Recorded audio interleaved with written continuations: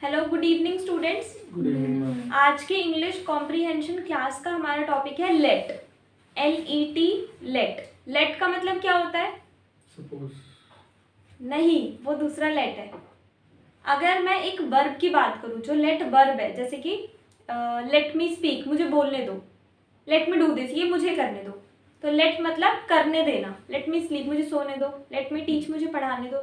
Late me tell you one thing, मुझे एक चीज़ बताने दो। ठीक है, तो ये उसके बारे में है। तो इन वाक्यों में सब्जेक्ट काम को करता नहीं है बल्कि करवाता है। अभी तक हम ये देख रहे थे कि सब्जेक्ट कौन होता है? जो काम को कर रहा होता है, यानी जो काम कर रहा है वो सब्जेक्ट है। लेकिन इसमें सब्जेक्ट कौन है? जो काम को खुद नहीं कर रहा बल्कि किसी और से करवा रहा है या किसी को करने देता है। ठीक है, अगर मैं कहूँ राम मुझे खेलने देता है, तो यहाँ पर सब्जेक्ट क्या है? राम। पर वो खेलने का काम खुद नहीं कर रहा बल्कि मुझे करने दे रहा है।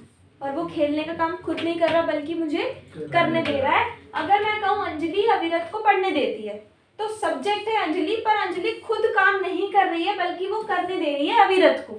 अविरत को वो पढ़ने दे रही है। ठीक है, अब आप ये समझ रहे होंगे कि ये बात साफ है कि इन सेंटेंसेस में सब्जेक्ट काम को करता नहीं बल्कि करने देता है।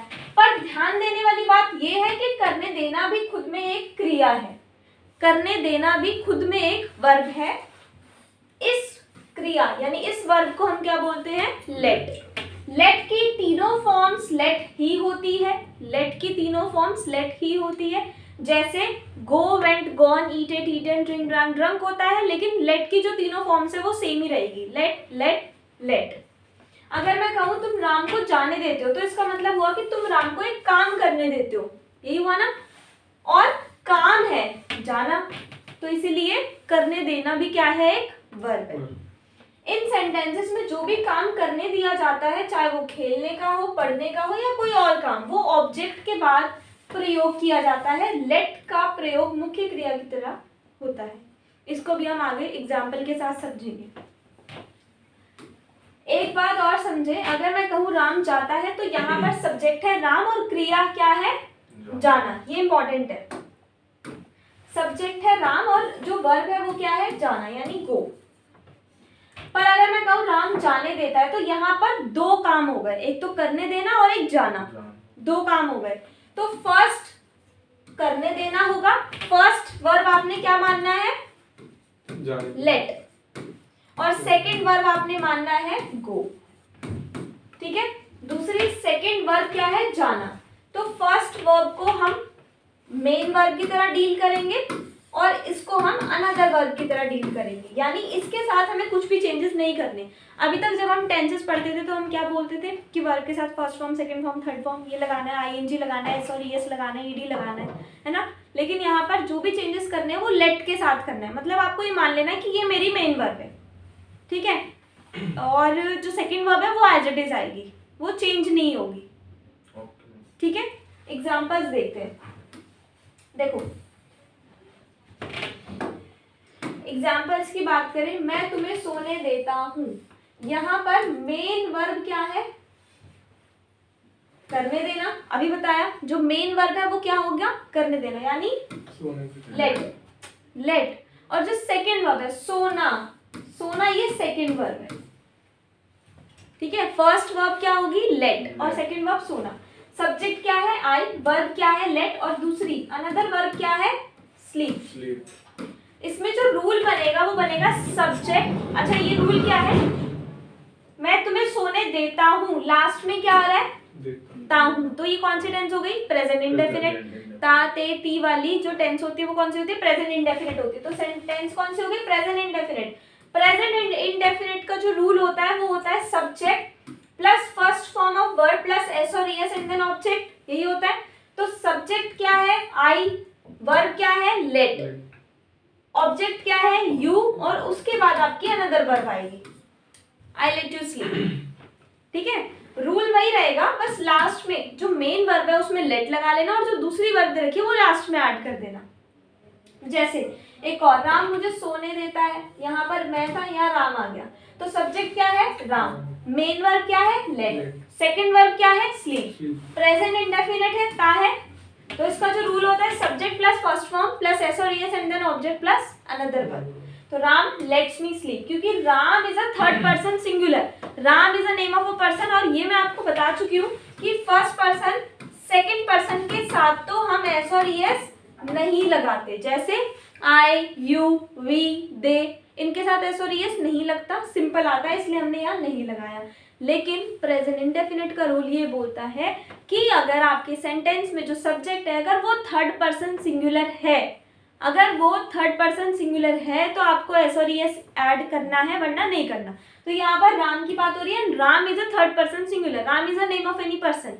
सो थर्ड पर्सन में क्या क्या आता है, he, she, it and name, he, she, it या किसी का नाम दे रखा हो, तो इसलिए यहाँ पर ऐसा आ गया लेट्स। क्लियर? दो एग्जाम्पल हमने देख लिए, अभी आगे और एग्जाम्पल्स देखेंगे। पापा ने मुझे जाने दिया, पापा ने मुझे जाने दिया। सबसे पहले मुझे ये बताओगे ये टेंस कौन सी है, पास्ट इंडेफिनिट, पास्ट इंडेफिनिट है। क्यों? क्योंकि लास्ट में है और था नहीं है, और जिन सेंटेंसेस के लास्ट में है और था नहीं होता वो पास्ट इंडेफिनिट होती है। यहाँ पर मेन वर्ब क्या होगी, करने देना, और सेकंड वर्ब क्या होगी, जाना, यानी गो। तो एक हो गई लेट और दूसरी हो गई गो। सब्जेक्ट डैड है। पास्ट इंडेफिनिट का रूल होता है subject plus second verb plus second form of verb plus object. ये मैंने आपको सारा टेंसेस में करवा रखा है। पास्ट इंडेफिनिट का अफर्मेटिव का रूल कुछ भी नहीं होता, बहुत simple, subject plus second form plus object. ठीक है, अब सब्जेक्ट कौन है, सब्जेक्ट डैड है। सेकंड फॉर्म हमारी वर्ब क्या थी, लेट, लेट की सेकंड फॉर्म क्या होती है, लेट ही होती है, अभी बताया। तो डैड, लेट, ऑब्जेक्ट क्या है, मी, और लास्ट में मैंने बोल दिया आपको मेन वर्ब है वो आ जाएगी सेकंड वाली, डैड लेट मी गो। ठीक है, समझ में आ गया? अगर यहाँ कॉमा लग जाता ना तो इसका मतलब होता है डैड लेट मी गो, मुझे जाने दो, पापा मुझे जाने दो, तो वो हो जाता आंसरिंग। बट यहाँ पर ये सेंटेंस है पापा ने मुझे जाने दिया। ठीक है, कॉमा से भी बहुत, मतलब पंक्चुएशन मार्क से भी बहुत डिफरेंस आ जाता है। उसके बाद नंबर 4, मैं तुम्हें किताब पढ़ने दूंगा।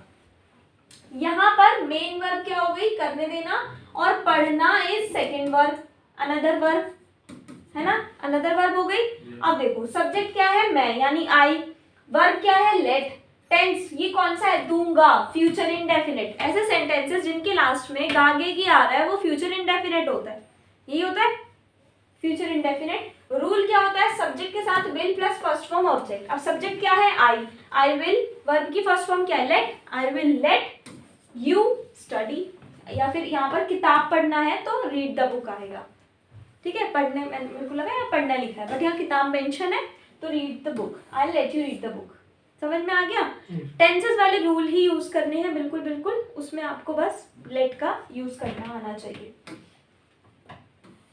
Understand the sentences given below. अब ये जो नीचे सेंटेंसेस लिखे हुए हैं इसको हम समझते हैं। अब इनको समझते हैं। सबसे पहले देखो क्या है, राम जाता है, राम जाता है, तो राम जाता है मतलब राम गोज। ये कौन सी सेंटेंस है, प्रेजेंट इंडेफिनिट, क्योंकि लास्ट में क्या है, ता है। ठीक है, ता है तो प्रेजेंट इंडेफिनिट है। अब इसमें सब्जेक्ट क्या है, राम, और मेन वर्ब क्या है, गो, क्योंकि यहाँ पे लेट की तो बात ही नहीं हुई, लेट की बात ही नहीं हुई। राम जाने देता है, राम लेट्स गो, तो यहाँ पर एस लग गया, क्यों, क्योंकि जाने देता है, राम कुछ करने दे रहा है, क्या करने दे रहा है, जाने दे रहा है, तो गो क्या हो गया, सेकंड फॉर्म, गो सेकंड फॉर्म हो गई। इधर वाली अनदर वर्ब, और लेट तो हमारी मेन है ही। राम मुझे जाने देता है, ये अभी हम ऊपर डिस्कस कर चुके हैं, राम लेट्स मी गो। राम ने तुम्हें जाने दिया, Ram let you go, Ram let you go. Ram नहीं जा रहा है, अब ये कौन सी सेंटेंस, कौन सी टेंस है, ये कॉन्टिन्यूअस, रहा है ना, रहा है मतलब जब कोई काम कॉन्टिन्यूअसली हो रहा है तो वो प्रेजेंट कॉन्टिन्यूअस में आता है। और कॉन्टिन्यूअस का कोई जो रूल होता है वो क्या होता है, subject plus first form plus ING plus object, ये होता है। सब्जेक्ट क्या है, राम, यहाँ पर वर्ब क्या मानते हैं हम, लेट, पर आईएनजी भी लगेगा तो डबल टी हो जाता है, राम लेटिंग, राम नहीं जाने, कौन सा, यही है ना, राम नहीं जाने दे रहा है, तो राम नहीं है तो फिर इज नॉट तो आएगा ही आएगा, इधर मार भी लगता है यहाँ पर, क्योंकि Ram is not letting me go, Ram is not letting me go. ठीक है, समझ में आ गया। मैंने किताब ली, आई टुक द बुक, इसमें लेट का कोई काम ही नहीं है। मैंने किताब लेने दी, आई लेट, वर्ब क्या है, I let take the book, इसमें वर्ब पहले आ गई, क्यों, क्योंकि सेंटेंस देखो ना, सेंटेंस के अकॉर्डिंग। मैंने राम को किताब लेने दी, I let Ram take the book, I let Ram take the book. मैं राम से मिलूंगा, आई विल मीट राम, इसमें लेट का कोई काम नहीं है। मैं राम से मिलने दूंगा, I will let meet Ram, I will let meet Ram. मैं तुम्हें राम से मिलने दूंगा, I will let you meet Ram. मतलब जो हेल्पिंग वर्ब है ना, जो हेल्पिंग वर्ब है, इट विल रिमेन सेम, वो सेम ही रहेगी। क्या तुम मुझे जाने दोगे, will you let me go. मैं जा सकता हूँ, आई कैन गो। मैं जाने दे सकता हूँ, आई कैन लेट गो। मैं तुम्हें जाने दे सकता हूँ, I can let you go. Models पढ़ाया था, तो यहाँ पर मॉडल्स आ गए लास्ट में, कैन, कैन नॉट। ठीक है, समझ में आ गया। तो सबसे पहले क्या स्टेप है, सबसे पहले आपने सेंटेंस देख लिया।